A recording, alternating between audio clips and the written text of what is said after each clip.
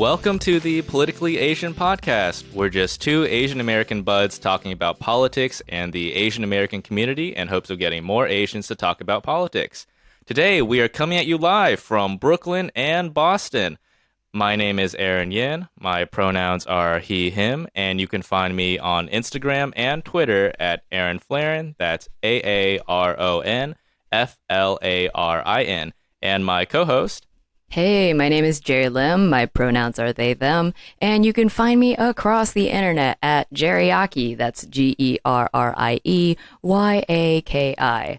I don't think we have any Patreon shoutouts this week, but plug the Patreon. It helps pay for our website fees, hosting fees, and more. This is a great way to financially support us. And in exchange, we have some great perks for you. You know, shout outs, merch, personalized videos. Just check it out over at patreon.com/politicallyasian. Also check out the new website, politicallyasianpodcast.com. I worked really hard on it. And as always, if you like the podcast, please give us a written review on Apple Podcasts. If you don't like it, also give us a review. We're just here for the engagement. The good news is one person did leave us a review since last time, so now we're at 26, so only 4 away from 30. Yeah, making slow gains every single episode. Anyways, we have a great guest for you today. He's an Asian American content creator. You may have seen him on TikTok. Give it up for Young Kim. Woo! Thanks so much for having me on, guys. Like they said, my name's Young Kim. You can find me on Instagram at YoungQIM, YUNGQIM, and TikTok at YoungQIM. On Twitter, I'm Old Kim, so OLDQIM. Oh, my pronouns are he, him. Oh, yeah, there we go. There we go. All right. Awesome. So we're going to start off with our hot take, hot pot, where we each offer one opinion about the Asian community that we've been thinking about lately and rate them and then discuss them. Okay, my hot take this week is I feel like we shouldn't say we're proud to be Asian.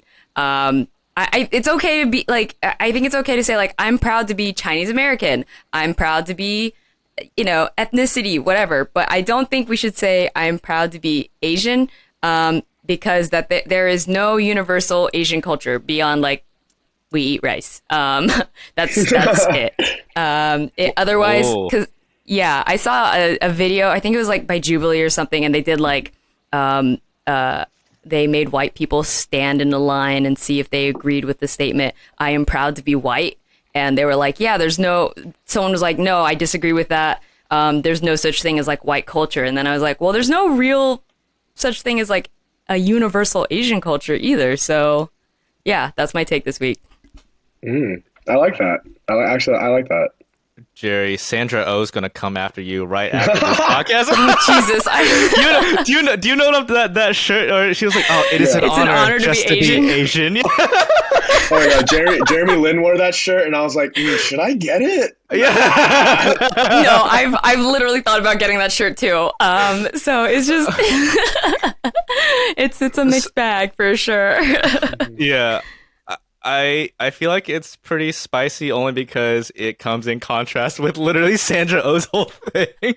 I know, I love that shirt, but like I think we just need more specificity sometimes. Or like you could say I'm proud to be Asian American, like if you take it from like the political angle, I guess. But oh, okay, nice, good cover, good save, yeah. The political identity.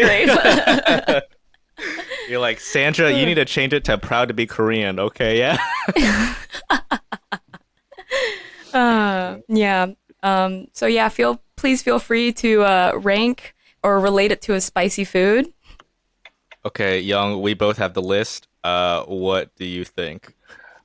I think I'm gonna give it a solid lagama because I feel like it's at first when you hear it, you're kind of like, oh, like maybe like that's very interesting. Like like we can't be proud to be Asian, but then hearing your reasoning, I'm like, okay, that's true. There is no universal Asian culture. We're so different in so many ways, other than the eating the rice part. So I'm gonna give it I'm gonna give it a solid, like mid-tier like spiciness.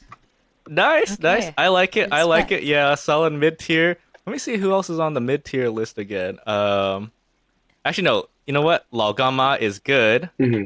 because my hot take is related to Laogama. Mm. Good Okay. segue. He definitely knew that. My hot take is Asian American, or not, no, I need to stop saying that. Asian, I guess essentially, there are a lot of children of immigrants who are Asian who are making rebrands of very common foods, Hmm. including Laogama. The company I'm thinking about right now is called Fly by Jing. And I just want to say I'm not targeting them specifically, but it's like part of a broader trend.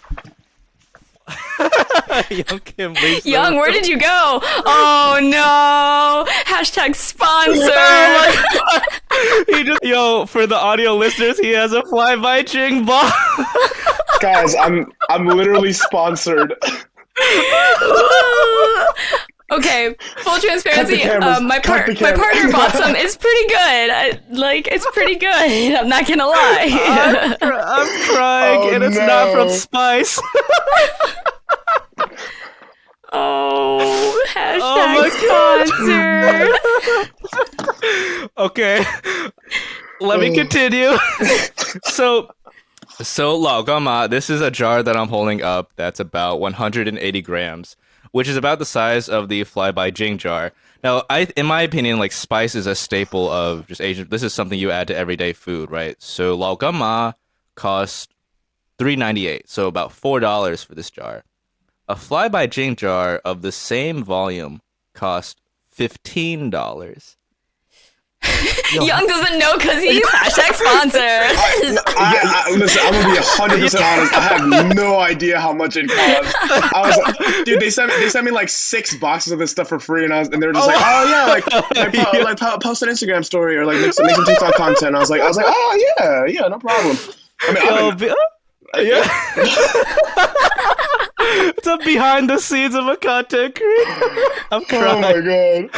I was like, I got all this shit for free, man. I don't fucking know. I did not sign an NDA. I'm allowed to talk as much shit as I want. Yeah. Yeah, so I'm not against, Mm-hmm. Asian millennials rebranding common staples with their own, millennial twist, right? Mm-hmm. My issue is that they're making this stuff so expensive for foods that are considered staples. Like, it's not just Fly by Jing and Spice. There are other companies that are trying to basically, in my opinion, I feel like they're just like gentrifying like dumpling wraps Absolutely. and like dumpling meat and like maybe even rice, right? Like, yo, these are like staples. Like, why are you trying to make them like literally 3x, like 3 times, 4 times as expensive? I can understand maybe a $2, $3, but like 4 versus 15 is kind of crazy. Mm-hmm. Yeah, if I can chime in, like I'm Aaron. I absolutely agree with you. I think that so much of the time, like when we see like white people doing this stuff, the general Asian community rises up and is like, oh, like how dare you do this? Like how like you're taking staple foods of ours that are so accessible and so beloved by us, and then making it like high tier or quote unquote cleaning it up to make it palatable for white audiences, and we're in an uproar about that. But of course, like when the creator or the investor is Asian, then it's like, oh, of course it's okay because it's their culture. But I definitely agree with you on the gentrification part. Like, why are we taking our own foods that we've done in a certain way for so long? Not that we can't continue to innovate and make it in a different way, but like why are you making it so inaccessible for most people? Yeah, exactly. Maybe it's because it's so the elders can keep Lao Gama and the wealthy like millennials and Gen Z can just buy Fly by Jing. You know what I mean? All, By all, Jay, all, yeah. all the yappies can have their cool, like nice branded new packages. Yeah. Mhm. Yeah. Well, You're paying for I the feel like- branding. Yeah, yo, honestly, 2 years now we're gonna see like a Supreme X Fly by Jing, just a Hey, special red jar. Keep that on record because you act like that wouldn't happen. I can actually Right. see it. Yeah, yeah, that is the hot take. How how are we rating this take on spices? Oh, go ahead, Jerry. Sorry. No, you go first, Young. Okay, honestly, For me, like me personally, I would give it a mango sticky rice, like a one. Like I 100% agree with that take. Like I don't like you're correct, but I think for like in general, I might give it like a Japanese curry, like a five, because I think that there's a certain demographic out there, yappies who will be like, oh no, like why can't we upscale things? Like it's fine. There's a different market for it, and there is some truth to that as well. If you want to pay exorbitant prices for simple things that you could go get at like an H Mart or a regular corner store for what's La Gama, like $3.99? Yeah, $3-4. Yeah. Like please, by all means. And all I'm saying is, if I wasn't sponsored, would I buy this stuff? Yes, he would fly by Jing. Right, no, sorry, yeah, guys. Wait, did the check clear yet? Nice. But in their defense, fly by Jing. If you please, I hope you're not listening to this, but if you are, I do genuinely love your stuff. I do use it every day. So we're basically saying it's good, but please make it cheaper. Exactly. Yeah, I have to agree with Young on that. I would say it's a mango sticky rice, and then it moves up a spice level when we bring in like the whole like, oh well, when white people do it, bad. When young Asian people do it, good. Yeah, I don't know. You just need to take one scroll down like the Facebook group Asian Creative Network, and like you'll see that. And like half of me is like, collect the bag. I can't get too mad. But yeah, I don't know. There is something to say about like selling out your culture for white folks, I guess. So I don't, yeah. Yeah. All right, Young, you're up. Man.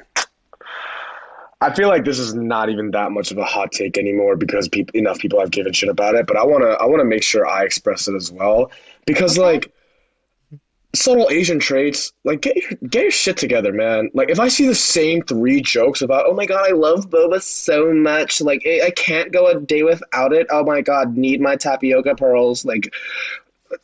Get a different personality trait, like please. Like the whole, I feel like the whole reason the term boba liberal was even invented was because people won't shut the fuck up about it. Like boba's good, don't get me wrong. I will go out and like if my friends are like, hey, like you want to get some brown sugar milk tea? Fuck yeah. But it's guys, it's like as much shit as we give white people about like Starbucks and shit or like pumpkin spice lattes, they really don't make it a personality trait. We prescribed it to them. Like we as a group are making boba our thing, and it's like okay, fine, but like everyone knows it's Asian already. Like you don't have to make it a personality trait. Like please stop. Okay, Young Kim coming into the defense of pumpkin spice lattes. Also, I don't know if you guys have ever actually tried a pumpkin spice latte. That shit is gas. It's good. Yo. On a cold like autumn day. Like you're starting your morning, you got a brisk walk going on, you got a pumpkin spice latte, that shit bangs, all right? Call me a sellout. Go for it. It's because they actually used spices this time. Right? That's why it's good. Right. And like, it's obviously super sweet. Get the sweetness reduced so you can really taste like the other spices in there. Like get some cinnamon there too. Like, delicious. It is pretty good. I feel like after this episode, our white audience will like skyrocket just from slowly increasing our white audience. That is a good point because, the point about ascribing pumpkin spice lattes to white people, because I truly feel like out of all the white people I know, they don't talk about it that much, if at all. But truly among a lot of Asian, I guess East Asian Instagram is what I see mainly. There's a lot of that still going on. I'm like, yeah, you guys are... It is time to, find something new. Jerry, what do you think? Yeah, no, I would agree with that. Like it has become like the central tenet for people. Like I said, kind of going back to like the Asian Creative Network, which like you'll see like someone write a post like, I'm an Asian American creator. Check out my Etsy store on, I sell Asian American goods, and it's like all boba like stuffed animals, stickers, whatever. Yeah, I don't think that's what they were thinking back in like whenever they came out with the term Asian American, So yeah. What would 100% I not. what would I say? I give it a Joe's rice roll red sauce. Okay, okay. Cause like I feel like that's like a good staple take. And I feel like I have heard or felt something similar about like, yeah, we need to move away from boba. But like no one's ever said it out loud. So I will thank you for that. Pioneer. Yeah, I can agree with I would say, a Sanzo sparkling water. Coming back to the brands that are kind of expensive. Sanzo's like $4 a can. Like a Sanzo But or that's a Joe's different. We rice didn't roll. come up with sparkling water. We didn't come up with sparkling water. We True. just added like True, Asian true. flavors. You know, You're that's you're okay. right. Separate category. I take that back. We'll go with the Joe's. I mean, it's still that level of spice. I feel like asking Asian people to move on from boba, that's more of the normal lower take. But I think, honestly, to me, adding the layer about white people and pumpkin spice lattes made it a little spicier because that is actually true. Like, I feel like it is something that we have prescribed more than what's happening in reality, or at least what I see in my own reality with the white people I know. All right, and that is Hot Take Hot Pot. Woohoo! And now that we've completed that, let's go ahead and go to the main questions. Young, I'll start with the first one. So Jerry and I, we first learned about you through TikTok, your TikToks, and our first question is, what inspired you to start making TikToks about the East Asian experience? Honestly, the story of how I started TikTok in general is something I've just talked about a lot. But basically, I feel like so many like other TikTokers and especially the ones I'm close with, we all have the same story. It's once COVID, put us in lockdown. I was just sitting in my room bored, and I was like, you know what? Like people are making like these like funny little comedy sketches that really don't take that much effort to make. I could do that, so I did, and I started off with just just general trends here and there, like talking about like I don't know, girls, boys, like stuff like that. But I kind of really saw like this growing demographic of like, oh, like Asian American TikTokers, and I was like, oh, that's really cool. Like I think it's really dope when people are talking about their cultures or like making like little inside jokes that like I don't even see on like corny places like Subtle Asian Traits, where they're like, oh, like that's like specifically like a Korean thing that I'm like, oh, like I really relate to that. I was like I have so many things that I know that other people are gonna relate to. So I think what my actual like first really like viral video was it was everyone on TikTok is blowing up, but like I won't, because like I'm not a stick skinny like Korean pretty boy, right? And this is even back when like I'm in the process of losing a lot of weight right now, and I was a very very chubby kid, and like people were kind of just like, oh, like half the demographic was like, LMFAO, like, oh, this chubby kid's fucking hilarious, like how self-aware is he? And then also the other ones were like, oh, like, no, you're cute, shut up. Like, so yeah, just kind of started all from there, and yeah, here we are. Yo, we got to get that Korea Boo audience. That's Dude, please stop. Don't play the race card, charge the race card. Oh my goodness. So, kind of going off of Korean specific stuff, like what inspired you to start doing like a little bit more like political and historic commentary on your TikToks? Honestly, it might sound weird, but K-pop and K-pop stans specifically.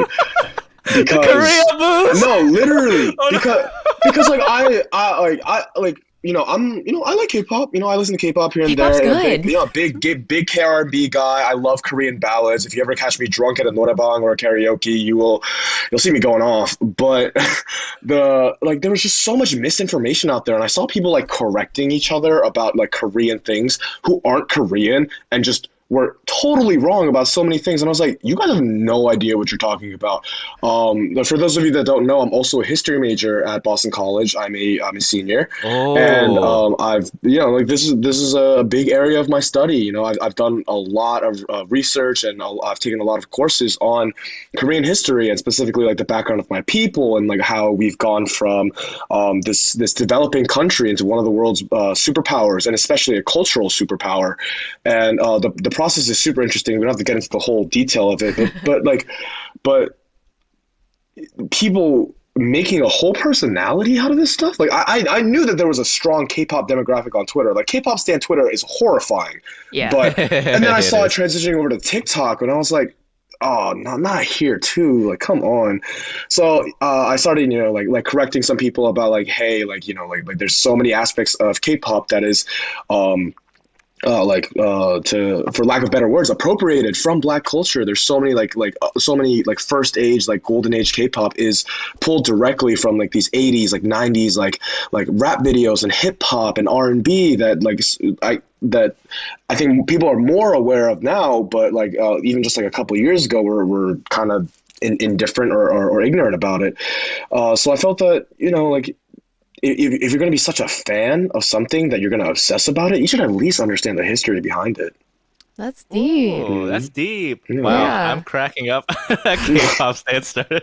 Young Kim versus K-pop stance. No, literally the first beef I ever, and I wish this girl nothing but the best, but I actually my Oh, God. my first beef I've ever had on TikTok was this African American girl, and she was making videos about like K-pop and stuff, and I'd never seen her videos before, but I made a video talking about like why I don't really rock with K-pop stans, because I feel like they're very ignorant about the industry and how it treats idols, and how Yeah. so much of like the behind the scenes stuff of the industry is very dehumanizing, and how we as a country and in the industry itself needs to do a better job of acknowledging K-pop's roots in Black American culture. And she just comes out there and she's just like, no, what are you talking about? We do know about all that. Like we know that, like we can still appreciate the art without like doing all this stuff. And she was coming for me like personally, like, oh, like this guy, like because he's Korean American, he's not even Korean, like how dare he like speak on and stuff like this. And I was like, oh, girl, you got me fucked up. So I went in on her, and at that point, like my platform was very small. I think I was like maybe 15, 20K, and she was a little bit bigger than me, around 30, 40K. And I was like, Whoa. listen, like I'm the kind of guy, I don't give a fuck. I don't give a fuck how much bigger of a platform you have. Like if I think I'm right and you're wrong, I will stick to my guns. So I was going in on her, right? And I was like, you are completely misquoting me on everything that I'm saying. I'm not saying that some K-pop stans aren't aware of the history of it. I'm just saying that as a whole, in general, because most of these fans are impressionable young kids. Yeah. Like it's our duty as people that are older or more knowledgeable about it to educate it about it. So why aren't you talking about it? Why are you giving me flack for just bringing this situation up? And of course she blocks me because I was right. Oh. But yeah. Damn. All right. I'm gonna turn off the recording real quick, and you'll drop the handle. And it was like almost 2 years ago at this point. It was right when I was like just starting TikTok in in spring. So I don't even remember where we're at. So we're chilling. That's so funny. So I hate white people, end of sentence. No, I hate white people who go to other countries and like make that their whole personality. And so the first time I ever ran across one of your TikToks was that white guy named like Dallas. Oh, Dallas of Cody, we can get into yeah. So he would. So he's like, I can drop this handle. I don't care. I think he deleted his account, but like he was like some I forgot where he was from, but he was this white guy who lived in Korea, and like he would make these videos like, what do Koreans think of gay people? Yeah. What do Koreans think of Black people? And like I still think about that all the time because Young ended that dude's life. Yeah, Oh that's my so God. funny. So unfortunately, he did not delete his TikTok. He still What? makes Yeah, I know he still makes videos. Of course he has me blocked. He has me blocked on my main and my second account. So, Hey, which I don't even know it. how he knows about my second account. I think he knows about my second account because I think I said in one of my videos, "Hey, like notice you blocked me on my main because when we were arguing back and forth, like I was like, I can still watch your videos. I have a second account, but." Who knows?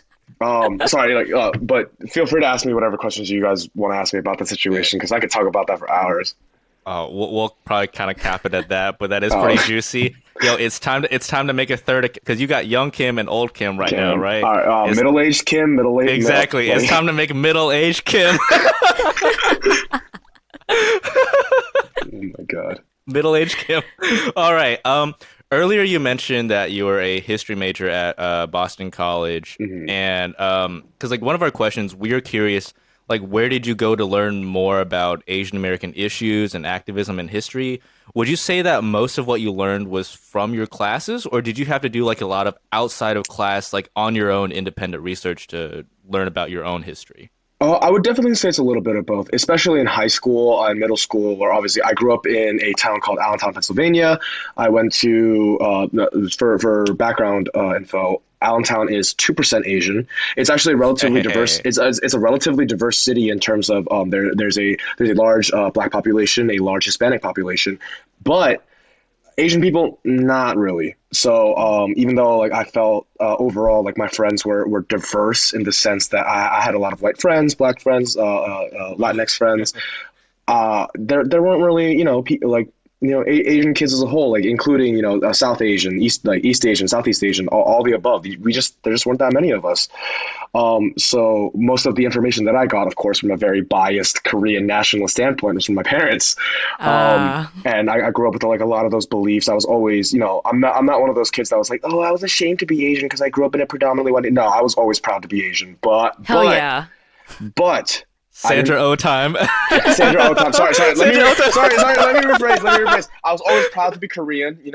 It's an honor to be Korean. Yeah, it's an honor to be Korean, of course. But I feel like I didn't really understand what that meant until I got to college. I didn't understand what being part of a community really meant because, of course, like there was like a Korean church around where I grew up, but like because of how sparse our population was, there weren't really like kids like my age. Like everyone's like a bit older or a lot younger, like literal toddlers and stuff. So I just didn't fit in. Also, I don't identify as religious, so that was always a struggle for me.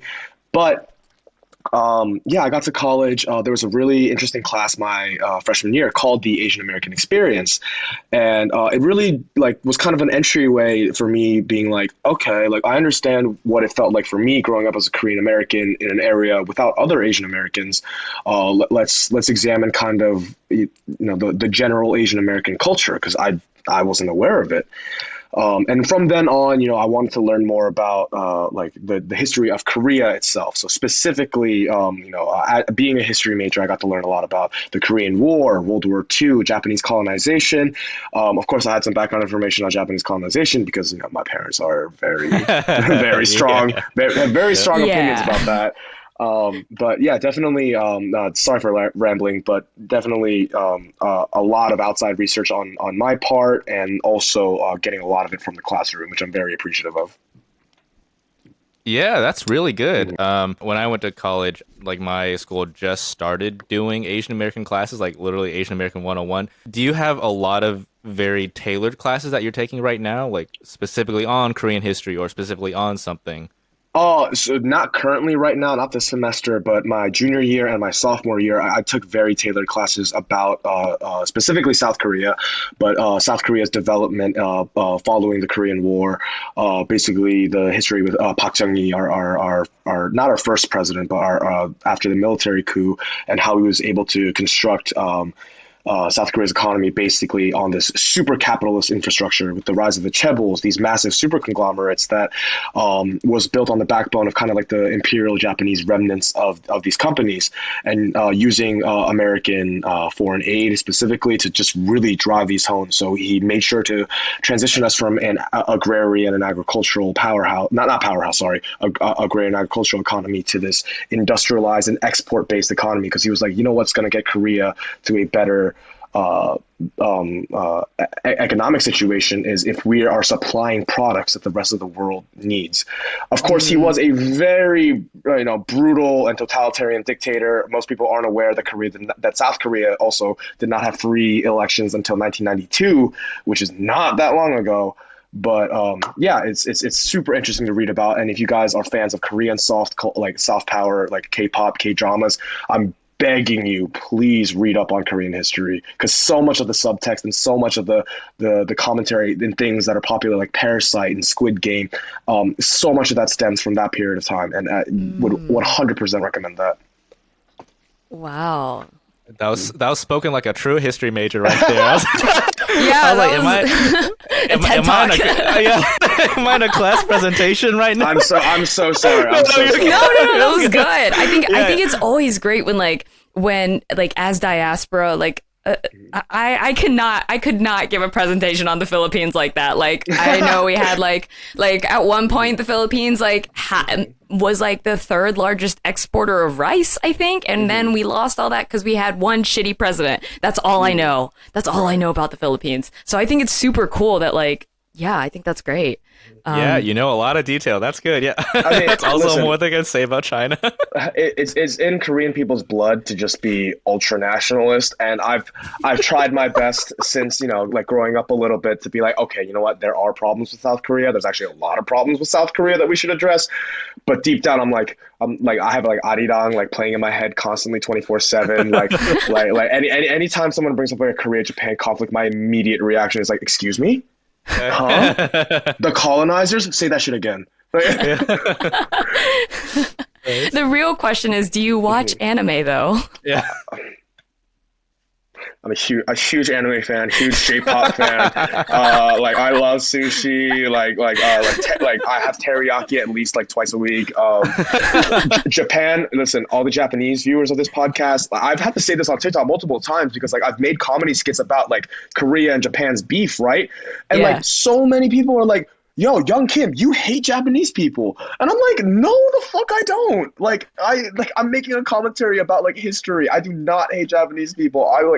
I sound like a white people trying to defend himself about oh, I'm not racist. I have Japanese friends. I have a genuine and deep appreciation for Japanese culture. I think no, literally, I have such a deep appreciation for Japan, and I think that Korea and Japan simply could not exist without each other. I genuinely believe that, and I think that these younger generations, we are making strides in repairing the relations between our countries, especially diaspora. Korean and Japanese Americans, we're kind of just all right, cool, whatever, right? When it comes to the history between our countries, okay, yes, there's a lot of stuff that needs to be resolved. There's a lot of things that we need to talk about and have honest and open conversations with. Because of my personal bias, I think the wrongs are leaning towards one way than the other. But, I think we're getting to that point where, we can understand that, the sins of the father do not pass to the son, Yeah, hell yeah. Wow, dropping those quotes. That was nice.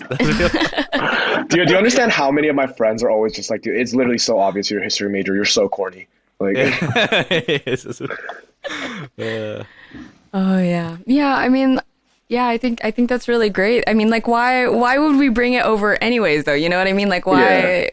Yeah. I don't know. You'd be surprised, man. I know a couple Korean Americans who hold this beef dear to their hearts. Yeah. No, I know. Because I went to school with one of them because there was a Hyundai plant that opened up in Montgomery, where I'm from, and there was a huge Korean population, and when I was in high school. There was a tsunami that hit Japan. I think it was 2012. Yeah. And I had a Korean classmate that in Model UN looked me in the eyes and said, Japan got what they deserved. What? Like, oh, jeez. So Korean nationalism. Yeah. Okay. I'm not even shocked. I'm not even shocked.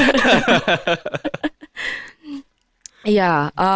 Do you ever worry about being reductive in your TikToks or like when in memes and stuff like that? Because it's like a 1 minute now 3 minute format. So Yeah.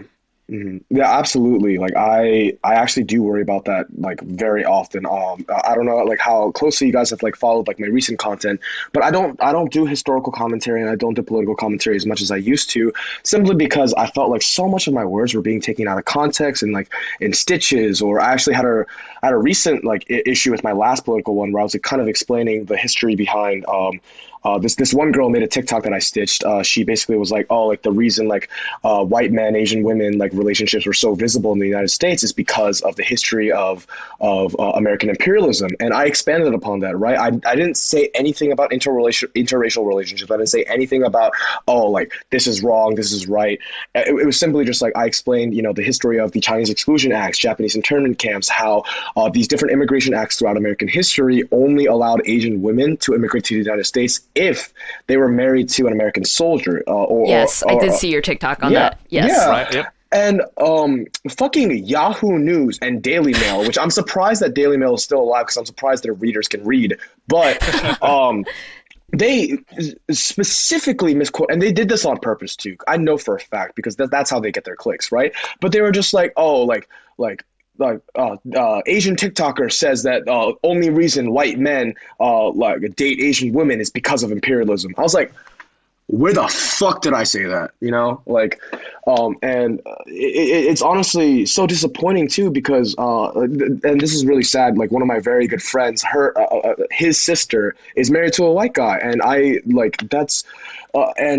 Because she didn't see the video, she only saw the article, right? She was like, yo, like this guy's your friend, right? Like, why would he say that? Like that's so fucked up. That's racist, sexist. Like I don't know a single Asian woman who can't make their decisions for themselves. And like I love my husband, and I was like, dude, can you please put me on the phone with her because that is absolutely not what I said. And he was like, don't worry, I showed her the video and everything. She said the article was a complete sham. That's sickening that happened to you. But like it really broke my heart because I was like, I simply wanted to give historical context. And in no situation like did I ever say that interracial relationships are wrong. Not to be that guy, but I've had interracial relationships as well, and like I wish nothing but the best for them. And at the end of the day, like we're all individuals. Like if you're fine, it's so hard to find the one person that you love and that you want to spend the rest of your life with. So like why should race even be a consideration, right?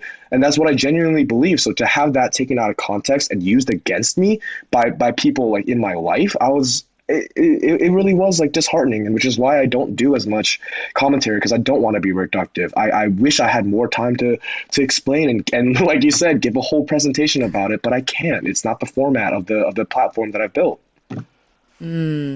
Wow. Okay, so Jen. Well, wait, I was just gonna say, like, wow, that provides a lot more context for everything. I'm also just so surprised that, like, half surprised that more news outlets are just literally basing their entire content on TikTok content, which is, it reminds me of early days when, like, BuzzFeed, still to some degree, is just making entire articles off of tweets. But this is just, like, the Yahoo News version, but particular. But wow, like, no, I completely understand. That has a very, like, honestly, like, very stressful impact on your life when people only see that and not the TikTok. Right. That completely makes sense. And you know what's so funny too? They don't even like link or hyperlink the video into the article. They put like, oh, you can watch the video here, and the hyperlinked part is the here, and it's this big because they know exactly what they're doing when they do this type of stuff. They know it's misleading information. They know it's an outrageous headline, so it's gonna get clicks. Oh, look at this salty Asian dude worried about like white men taking Asian girls. When that is absolutely not what I said at all. That's the reaction they were trying to get, and I was like, guys, they made you look like an MR Asian. Oh, no, literally. And there was so much commentary about MR Asians going around at that time. So I was like, yo, like people are gonna think I'm, one of those motherfuckers. Like, that is not who I am. Like, oh my God, it honestly really was stressful. And like so many people were hitting me up being like, yo, like I saw you in Daily Mail. Like that's so cool. And I was like, don't talk to me about that right now. Like Oh, that's not cool. oh, It bad is not. It was press. not a cool. Yeah. Yeah, and then like I felt bad too to my friends because I didn't want to be like irritable and snap at them. But like I was like you're low key bringing up something that's like very hurtful to me. And like I know for you it's just like they don't even read the headline. They just see my face and they're like, oh yeah, like my friend's like on the news. That's crazy. Oh yeah. Oh Man. my god, I feel like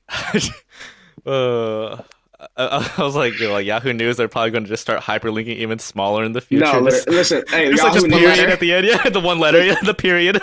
Yahoo News. If you ever listen to this podcast, I'm gonna give you a big fuck you. I'm not sorry. Fuck you. Yeah, no, that's fucking annoying as hell. Mm, No, but that also makes more sense. mm. Yeah, okay. Jerry, I think you were leading up to this, but in the last 10-ish minutes, we got a few like faster questions. Mm-hmm. Jerry, I don't know if you want to start it off. I will. I mean, and faster. Okay.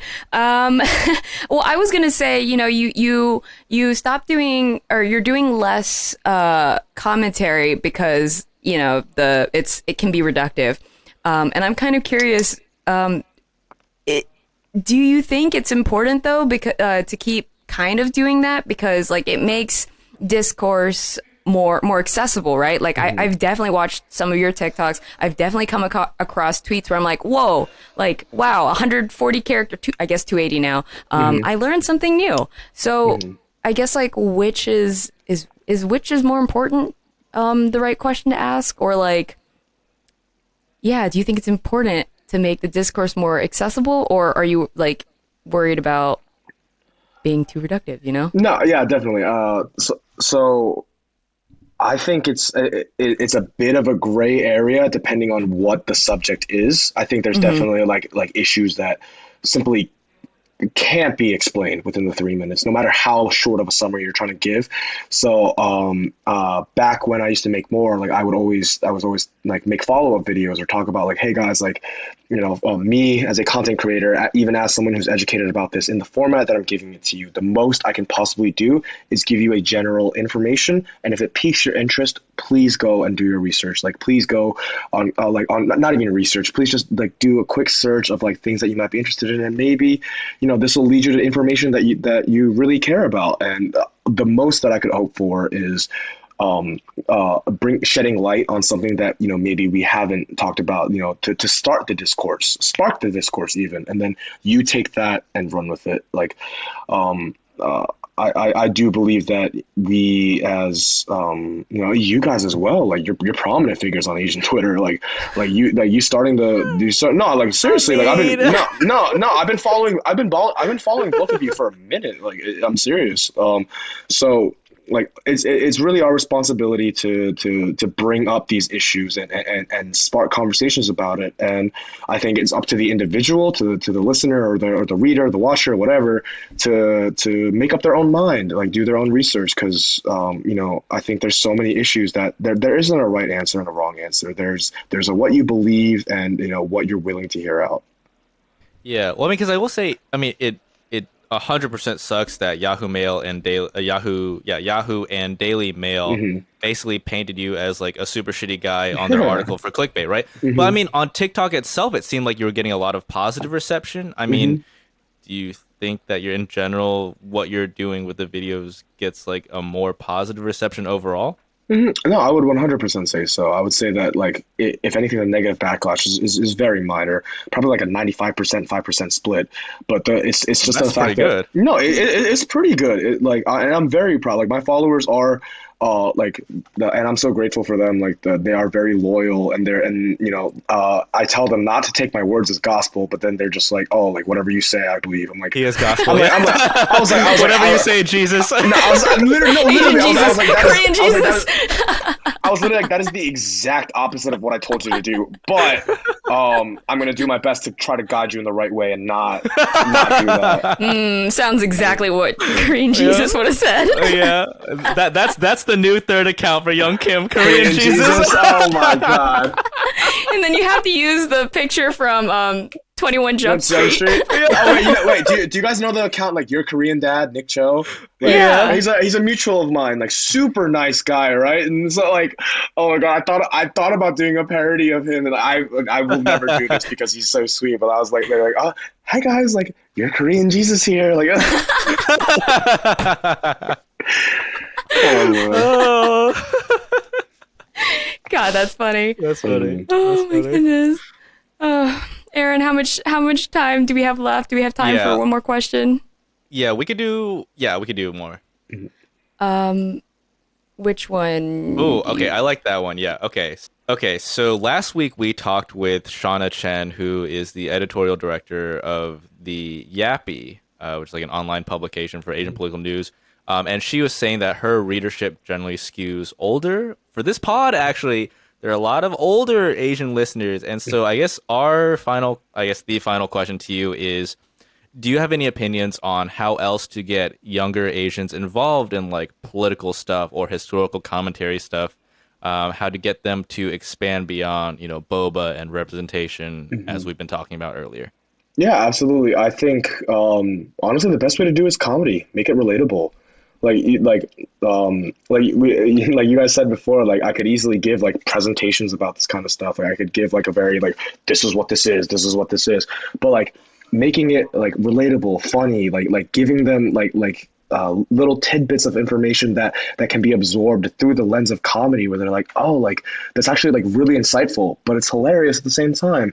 Like I think that's really such a good way to get like young Asian Americans more interested in politics. I think one of the greatest thing that Netflix ever put out was Patriot Act with Hassan Minaj. Like he delivers king, right? King shit. Like, seriously, like delivers like these insightful commentaries about current events and news that are going on that are so relevant to young people's lives, because we are the ones that are going to have to deal with the repercussions of these events in the future, and presenting in a way that's honestly hilarious. Like I believe he's the best in the industry right now, and I look up to him so much. But enough sucking his dick. But like literally just providing like new information and getting them interested because of like, hey, like this is funny, this is relatable, this is important to you, and I think that's the greatest way to do it. Nice. All right, we'll continue pumping out the memes. No, seriously, no. I literally for the listeners, like we were DMing about this stuff like in our little Twitter group chat to set this interview up, and like they kept pumping out meme after me, and I was like, guys, like I know I haven't said this to you yet, but literally like I retweet every single one of your memes. They're hilarious. Oh, yeah. That means a lot coming from you. Yeah. Yo, but similarly, I guess going back to, TikTok backlash, like even with the recent Twitter meme we made about like a lot of Asian diaspora sort of like complaining about not knowing their home country language, but, writing a lot of sad poetry about how they don't know it. Like there were a lot of people who are like, well, like this take is horse shit because XYZ, or like, you don't know me XYZ. Like there's definitely like, I would say 10-20% negative reaction, but like for the most part people generally like it, and it seems like in your case that is as well. Like to us that's like enough to keep going, but definitely is also annoying to deal with. Yeah, because you know what it is when people like that get so defensive and get so in their feelings about stuff like that, you struck a chord with them. Like they know that like, oh, this is about me. And whether they want to admit it or not, they're going to project that insecurity onto you. I think that it's the same thing that happens with me with a lot of when I've talked about like the federalization of Asian women, when I've been like, hey, like, like if you obviously if you're not Asian and you're dating an Asian girl, like that's totally fine. If you're not Asian dating an Asian guy, that's totally fine too. But are you dating them because you're like super into K-pop and you think like Asian culture is like so cool and stuff like that, or is it because you genuinely like love them and respect them as a person? And that's all I said, right? And so many people get in their feelings like, oh, well, I just think that Asian people are so beautiful and so like I just can't stop admiring them. And I was like, the video was about you. You are the problem. It's time to investigate who wrote that Yahoo and Daily Mail piece and see what chord we struck with. Exactly. Actually, though. Okay. Yeah. I'm actually kind of curious now too, but we'll You know save what's that so for next. funny? My friends did research on the writer of like who Oh, did yeah. who wrote that piece specifically for Yahoo. I don't know about Daily Mail, but there's one reporter, forgot like her name. It might also be an alias or a pseudonym, so we don't know. But because we couldn't find a LinkedIn for her either. But basically goes around reporting only on Asian TikTok activities as a non-Asian, and like it's always Ew. Whoa. always framed in a negative light, and we're just like, what is going on? We there's not that much research else that we could do, but we thought it was really suspicious. That's all. It's that Dallas of Cody guy. Yeah, it's Dallas Cody. That's why you don't see the LinkedIn. I'm not gonna lie to you guys. Like I don't take pride in like quote unquote canceling people, but I eviscerated him. He got everything he deserved. I don't regret a single thing I said about him. He needs to learn his goddamn place and get the fuck out of Korea. Right. Exactly. Oh my Sorry. god, that was so funny. All right, we're running close to the hour, so we're gonna wrap it up here. Young, thank you so much again for being on the podcast. Can you remind our listeners like where can they find you online? Yeah, of course. Again, like, thank you guys so much for having me on. This was the most fun I've had all day, to be honest. Yeah, my socials are, so my name is Young Kim, but I spell it the normal way, Kim. But on TikTok and Instagram, my is at Young, YUNG QIM, because KIM is always taken for some reason by some SoundCloud rapper. And on Twitter, it is Old Kim, so OLDQIM. And you can find him on his third at Korean G's. Coming soon, coming soon. Coming soon. That'll be my burner. Oh yeah, the burner. That's so funny. All right. Oh wow. Okay. Hope you enjoyed the episode. Again, you can follow the podcast at Politically Asian Podcast on Instagram or at Politic Asian Pod on Twitter. Or you can email us at politicallyasianpodcast@gmail.com. We take fan mail and hate mail and guest recommendations. So hit us up for any one of those three. And if you really, really want to help us out, this is like the most important thing. Please leave us an Apple review. All right. That's the episode. Thanks for listening and bye.